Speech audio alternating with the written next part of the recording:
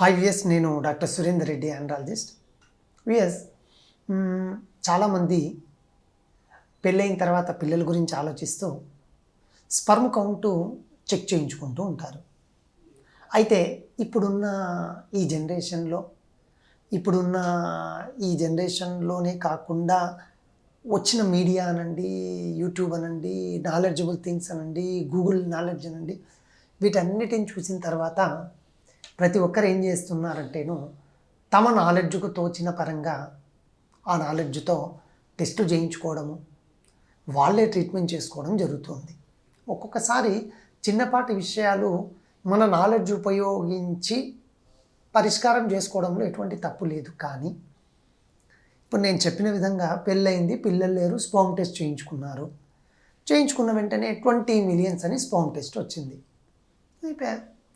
ఈ అబ్బాయి ఏం ఆలోచిస్తా అంటే 20 మిలియన్స్ నార్మల్, నాదేం ప్రాబ్లం లేదు, చూపించుకోవాలనుకుంటే మావిడ చూపించుకోవాలి అని ఒక భ్రమలో ఉంటాడు. ఆ భ్రమలో ఉండి ఏం చేస్తా అంటే 2-3 ఇయర్స్ గడుపుతాడు అట్లే.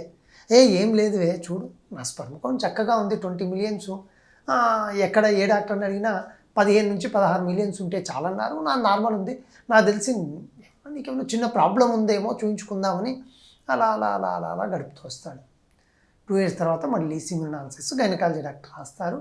అప్పుడు మన వాడికి 22 మిలియన్స్ ఉంటాయి. చూసావా, నేను చెప్పాను నాకు నార్మల్ ఉంది, ఇంకా ఇప్పుడు పెరిగాయి చూడు, సో ప్రాబ్లం నీకే ఉంది. అప్పుడు ఆ గైనకాలజీ డాక్టర్ ఏమంటారంటే, బాబు నీ స్పర్మ్ కౌంట్ బాగుంది కానీ ఈ క్వాలిటీలో ఏదో తేడా అనిపిస్తుంది, ఈ విషయంలో నాకంటే కూడా ఒక మంచి ఆండ్రాలజీ డాక్టర్ గారు చూడమే బెస్ట్ అని చెప్పి మన దగ్గరికి పంపించడం జరుగుతుంది.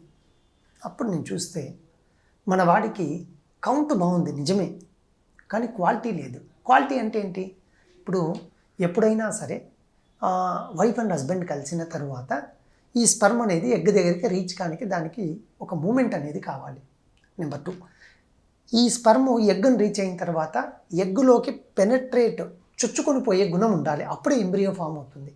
దీన్ని మార్ఫాలజికల్లీ బాగుందా లేదా, ఈ స్పర్మ్ యొక్క స్ట్రక్చర్ చక్కగా ఉందా లేదా, ఏమైనా డిఫెక్ట్స్ ఉన్నాయా, ఇవన్నీ క్వాలిటీ పరంగా చెప్తాము.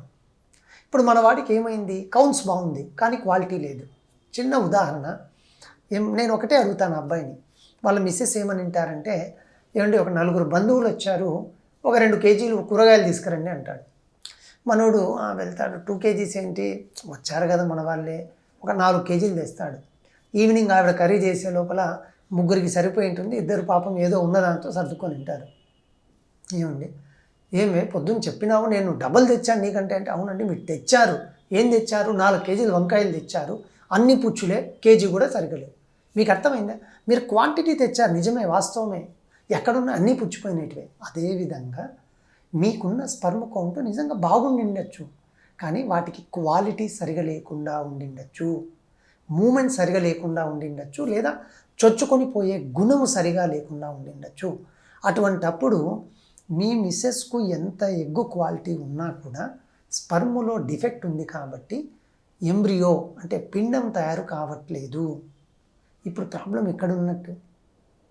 స్పర్ములో ఉన్నట్లు. సో మీ నాలెడ్జ్ పనిచేసిందా ఇక్కడ? లేదు.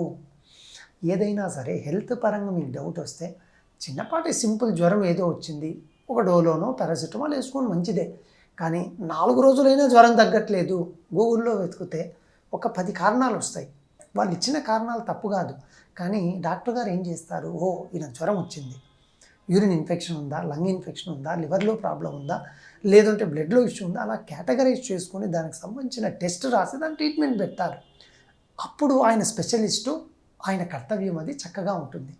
ఇప్పుడు మీరు దాంట్లో నాలెడ్జ్ లేదు కదా, కాబట్టి మీరు గూగుల్ సెర్చ్ చేసి అలవాటు ఉంటే చేయండి, కానీ ఇటువంటి విషయాల్లో దయచేసి ఒకవేళ మీరు నార్మల్ అనుకున్నారు, మీ స్పర్మ్ టెస్ట్ ఒక్క విజిటే కదా, ఒక మంచి ఆండ్రాలజీ డాక్టర్ గారి దగ్గరికి వెళ్తే చూస్తారమ్మా, ఏం ఇబ్బంది లేదు, స్పర్మ్ కౌంట్ బాగుంది, క్వాలిటీ బాగుంది, మీరు కలవాల్సిన టైం అది గైనకాలజీ డాక్టర్ గారు చెప్తారు, అయిపోతుంది.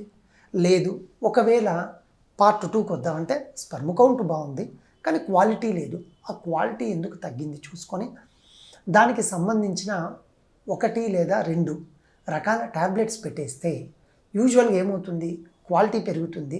మీకు తెలియకుండానే ఈ 2 సంవత్సరాలు ఇంతకు ముందు ఎలా వేస్ట్ చేశారో, ఇంకొక 1 ఇయర్లోనే మీ ఆవిడ ప్రెగ్నెంట్ అవుతుంది.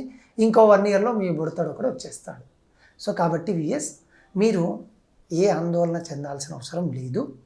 ఒకవేళ మీకు ఇటువంటి ఆలోచనలు ఏమన్నా అన్నీ బాగున్నాయని ఉన్నా, ఈ అబ్బాయి ఇట్లన్నా, ఒకవేళ ఏమంటే మీకు చెప్తున్నా, ఎవరికి ఈ అబ్బాయి వాళ్ళ వైఫ్కి చెప్తున్నా, మీరు ఒకవేళ చూస్తే మీకు అర్థమవుతుందో ఇదేదో తేడా ఉంది, ఏమంటే మీరు చూశారు బాగుంది కానీ అయినా ఏముంది ఒక్కసారి వెళ్ళొద్దాము అని మీరు ఆయన్ను మోటివేట్ చేయగలిగితే, మీ ఇద్దరు చక్కగా ఒకసారి క్లినిక్ వచ్చారంటే ఆయన చూసేసి వాటికి తగు జాగ్రత్తలు చెప్పేసి 2-3 టాబ్లెట్స్ పెట్టేసి మీకు చక్కగా స్పర్మ్ క్వాలిటీ పెంచేసి ప్రెగ్నెన్సీ రానికి, ప్రెగ్నెన్సీ వచ్చేసి ఒక మంచి బాబు లేదా పాప పుట్టినకి దోహదపడే విషయంలో ఎప్పుడూ మా సహాయం అనేది ఉంటుంది.